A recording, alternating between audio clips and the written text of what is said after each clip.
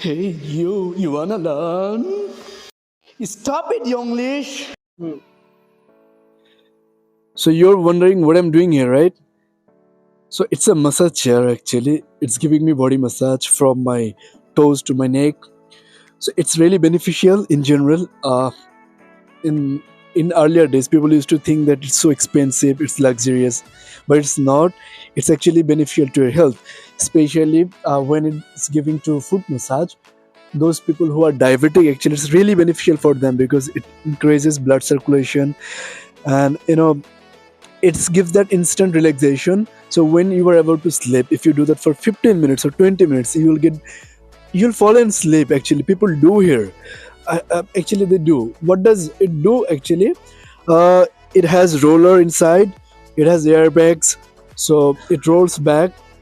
Especially it's really beneficial to the people who actually have sedentary lifestyle. Sedentary means those people who sit in their chair for laptop or computer tasks. So it's good for them because especially in back, there it congealed, so it circulates there, blood circulation level increases. So this way it removes the pain from there.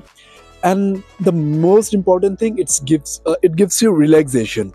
I hope in your home there are no devices that can give you instant relaxation like it does.